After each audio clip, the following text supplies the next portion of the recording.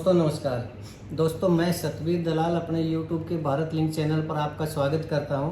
दोस्तों आज हम जिस शख्सियत से रूबरू हो रहे हैं वो गुड़गांव के एक बहुत ही जानी मानी शख्सियत है और एक बहुत बड़े शिक्षाविद हैं।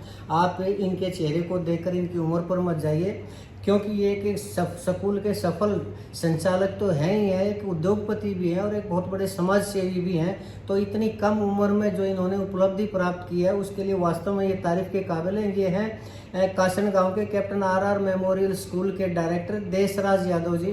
तो देशराज यादव जी ने हमारी विशेष प्रार्थना से जो हमें टाइम दिया, इनके लिए इनका बहुत बहुत धन्यवाद और हम अपने चैनल पर इनका स्वागत करते हैं। देशराज जी आपका भारत लिंक पर बहुत बहुत स्वागत है सर। भारत लिंक चैनल की जो टीम हमारे स्कूल में आज पधारी है जी, उसका तहे दिल से धन्यवाद है। बहुत बहुत शुक्रिया सर, आपने हमें टाइम दिया। अच्छा सर, हमारे दर्शक आपके बारे में जानना चाहेंगे। सबसे पहले तो मैं ये चाहूँगा कि आप अपने सफ़र के बारे में बताएं थोड़ा सा शॉर्ट करके कि कहाँ आपका जन्म हुआ और आपने क्या क्या किया अब तक। मेरा जन्म कासन गांव में जी सन 78 में हुआ, 5 मार्च 1978 को हुआ। मेरे फादर जो है टीचर हैं जी, टीचर इंग्लिश टीचर थे जी जी जी, ठीक है जी। और मेरी जो शिक्षा जो है गवर्नमेंट हाई स्कूल मोकड़वास में हुई है जी, 10th क्लास तक, मैट्रिक क्लास तक जी। उसके बाद DSD कॉलेज गुड़गांव में +1 और +2 मैंने की है जी। उसके बाद मैंने डिप्लोमा किया है मैकेनिकल से नीला आईडी से। उसके बाद मैंने मशीनिस्ट से ITI की थी। उसके बाद मैंने पूसा पॉलिटेक्निकल से क्वालिटी कंट्रोल का डिप्लोमा किया है। जी जी जी जी। उसके बाद मैंने हीरो होंडा में जॉब की है जी जी जी एज ए क्वालिटी इंस्पेक्टर। जी। उसके बाद भी मैंने कई इंडस्ट्रीज में जॉब की हुई है, जैसे कॉल सेंटर में मैंने जॉब की है जी। उसके साथ साथ मैं खेती बाड़ी का काम भी शुरू से करता आ रहा हूँ। बहुत बढ़िया सर। और समाज सेवा भी जिस तरह की होती जा रही है वो भी हम कर ही रहे हैं अपनी तरफ से। मतलब मल्टी टैलेंटेड पर्सनालिटी है आप, बहुत अच्छी बात है। लेकिन आप स्कूल की लाइन में कैसे आए सर? स्कूल की लाइन में मेरे फादर की इच्छा थी स्कूल खोलने की जी। वो उस टाइम खोल नहीं पाए थे, लेकिन कुछ टाइम मुझे लगा कि फादर की इच्छा पूरी की जाए, तो उस चीज को देखते हुए 2015 में स्कूल को स्टार्ट किया था। अच्छा, 15 में? हाँ जी। उसके बाद तो सर कोरोना भी आ गया था, लेकिन आज आपका स्कूल एक बहुत सक्सेस स्कूल है। फिर कैसे इतने बच्चे कैसे हुए? सर ये एक्चुअल में स्टार्टिंग से ही मैं बड़ा जुनूनी रहा हूँ जी। ये हमारे इलाके के लोग भी जानते थे, हमारे गांव के लोग भी। दूसरा मेरे फादर जो टीचर्स थे जी, बच्चे मैक्सिमम मेरे फादर के पास पढ़े हुए हैं, क्योंकि मेरे फादर की पूरे लाइफ की एक स्टेशन की पोस्टिंग है।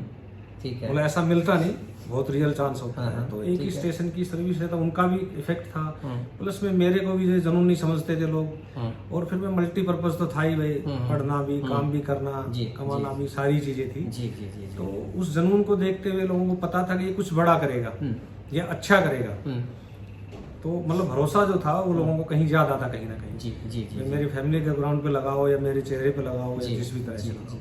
अच्छा सर, आपके स्कूल में जो कैप्टन RR मतलब कैप्टन रतिराम मेमोरियल जो आपके दादाजी के नाम से है, इस सुविधाएं क्या क्या है आपके स्कूल में? सर हमारे स्कूल में सुविधाएं जो एक अच्छे इंस्टीट्यूट में या शिक्षण संस्थान में होनी चाहिए वो सभी तरह की सुविधाएं हमारे यहाँ पे उपलब्ध हैं। वो चाहे हम एक बड़े स्कूल की बात करें तो उसी लेवल की हमारे स्कूल में सुविधाएं हैं, चाहे वो एकेडमिक लगा लीजिए, स्पोर्ट्स से लगा लीजिए, एडवेंचर है, एक्टिविटी है या जो भी चीजें हैं या ट्रांसपोर्ट, मतलब हर चीजों की जो सुविधाएं हमारे यहाँ पे बहुत ही मतलब अव्वल तरीके की है। जी जी जी जी। आपका स्कूल औरों से बेहतर कैसे है सर? सर औरों से बेहतर ये है कि हमारी स्कूल की जो फीस जो है वो ठीक है, फीस ज़्यादा नहीं है। फीस को देखते हुए जो सुविधाएं हमारी वो और स्कूलों से बेटर है। जी।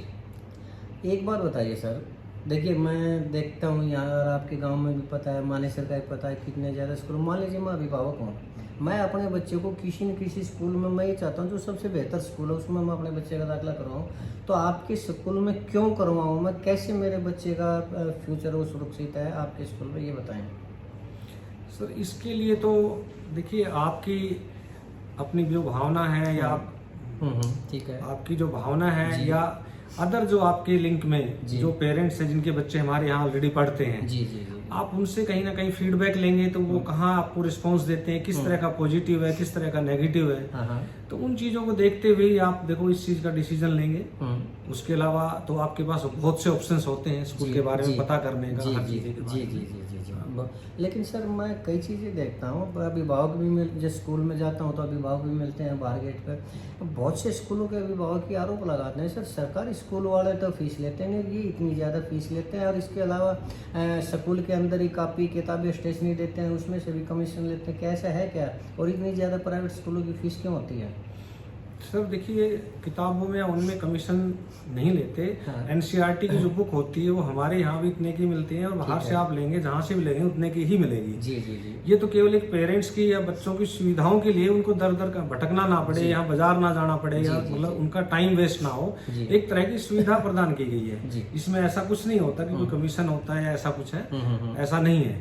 क्योंकि स्कूल से खरीदे, बाहर से ले या कहीं से भी ले, एनसीईआरटी का जो रेट होता है उस रेट, प्रिंट रेट के अकॉर्डिंग ही बुकें मिलती है, और वो हमारे यहाँ इसी तरह से बच्चों को दी जाती है। अच्छा, सरकारी स्कूलों में तो फीस होती नहीं सर, फिर आप इतनी ज़्यादा? सरकारी स्कूलों में सर जो टीचर्स की जो सैलरी है वो गवर्नमेंट देती है सर। जो भी होता है वहाँ सुविधाएं या जो भी चीजें हैं गवर्नमेंट उस पर पैसा खर्च करती है। हमारे यहाँ ऐसा है नहीं सर। यहाँ जो भी फीसेज हम लेते हैं, जो भी हमारा फीस का क्राइटेरिया है, उसी के अंदर से हमें सब कुछ मेंटेन करना होता है। चाहे वो फीस है, अपना टीचर की सैलरी है, या फिर हमारे स्कूल का मेंटेनेंस है, या स्पोर्ट्स का है, या जो भी एक्टिविटी, जिस तरह के हम सुविधाएं प्रदान कर रहे हैं, वो सब फीस के अंदर से ही हमें करना होता है। जी जी जी। अच्छा, हमने सुना है कि आप कोई फैक्ट्री भी लगा रहे हैं, तो अगर आप इंडस्ट्री लगा रहे हैं, तो उद्योगपति हैं, तो आप स्कूल की तरफ कैसे ध्यान दे पाएंगे? सर फैक्ट्री लगा रहे हैं, लेकिन स्कूल की तरफ ये, स्कूल का जो टाइमिंग है वो पूरा स्कूल को ही मिलेगा। स्कूल टाइम में स्कूल में अवेलेबल रहूंगा। उसके अलावा मैं अपनी फैक्ट्री लगा रहा हूँ, तो उसके अंदर जो समय मैं दे सकता हूँ वो वहाँ पे दूंगा। बाकी स्कूल के लिए जो ज्यादा जरूरी समय है वो स्कूल में ही दूंगा मैं। जी जी जी जी। मतलब अभिभावकों को चिंता करने की? हाँ, उसके कोई ऐसा विषय नहीं है चिंता का। अच्छा, आपका इतना नाम है सर इस क्षेत्र में, तो क्या आपने कोई चुनाव लड़ा है या किसी राजनीतिक पार्टी से भी संबंध रखते हैं आप? नहीं सर, चुनाव हमने कोई नहीं लड़ा, ना कोई लड़ने की ऐसी इच्छा है। ठीक है, राजनीतिक पार्टी से या समाज सेवा की हम बात करें या किसी भी चीज की बात करें, तो देखो वो राजनीतिक तरीके से भी की जा सकती है। और हम जो ये स्कूल जो चला रहे हैं, संस्था जो चला रहे हैं, बच्चों को शिक्षा दे रहे हैं, ये भी एक तरह की मतलब राजनीतिक सेवा लगा लो या देश सेवा ही है, इसको किसी भी रूप में कह सकते हैं। जी जी जी जी, बहुत बढ़िया सर। अच्छा सर, चलिए, आपने इतना टाइम दिया इसके लिए हम आपका बहुत बहुत धन्यवाद करते हैं। एक आखिरी सवाल पूछना चाहूँगा, आपके स्कूल में लगभग 2000 के आसपास बच्चे पढ़ते हैं, अभिभावक हैं, तो आप अभिभावकों को क्या संदेश देना चाहेंगे? अभिभावकों को हम ये संदेश देना चाहते हैं कि आज का जो समय है वो बड़ा तेजी से बदल रहा है। उस बदलाव को देखते हुए पेरेंट्स को, जो हमारे पास जो बच्चे हैं उनके 6 घंटे के आसपास हमारे पास रहते हैं, बाकी जो समय है वो घर पे हैं, अभिभावकों के साथ रहते हैं।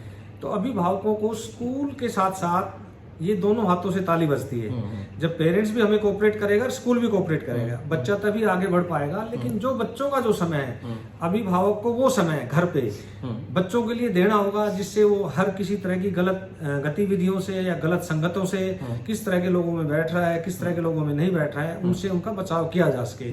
या वो मोबाइल में कहीं लगा हुआ है या गलत भी जिन भी चीजों में, तो पेरेंट्स को मैं यही कहना चाहूंगा कि बच्चों का समय बच्चों को जरूर दें। तो दोस्तों, ये थे देशराज जी। देशराज जी ने अपने विचारों को बताया। मैं इनसे बिल्कुल सहमत हूँ इस बात से कि अभिभावकों को भी पूरा ध्यान अपने बच्चों पर देना पड़ेगा, क्योंकि स्कूल के अंदर बच्चा सिर्फ 6 से 7 घंटे तक रहता है, जबकि अभिभावकों के पास 16 से 17 घंटे तक रहता है। तो अभिभावकों को की भी उतनी जिम्मेदारी होती है, उसी रेशो में जिम्मेदारी होती है। ये ना सोचे कि हमने अपने बच्चे को स्कूल में दाखिला करवा दिया, अब हमारी जिम्मेदारी खत्म। अगर बच्चे का भविष्य सुरक्षित करना है तो अभिभावकों को भी बच्चों पर ध्यान देना पड़ेगा। मैं देशराज जी की इस बात से बिल्कुल सहमत हूँ, और देशराज जी ने हमारे लिए इतना समय निकाला, इनके लिए इनका बहुत बहुत धन्यवाद। हालांकि बहुत ही कम समय था इनके पास, लेकिन फिर भी इन्होंने हमारे लिए टाइम दिया, और ये हम इनके बहुत शुक्रगुजार हैं, और आपके भी शुक्रगुजार हैं दोस्तों कि आपने भी हमारे वीडियो को देखा, देशराज जी के विचारों को आपने सुना। अगर आपको इनके विचार अच्छे लगे, हमारा ये प्रयास अच्छा लगा, तो हम आपसे भी प्रार्थना करना चाहेंगे कि आप हमारे इस वीडियो को लाइक करें, शेयर करें, और दोस्तों हमारे चैनल को सब्सक्राइब जरूर करें। इसके साथ ही देशराज जी का भी बहुत बहुत धन्यवाद, और आपका भी बहुत बहुत धन्यवाद। नमस्कार, जय हिंद, जय भारत।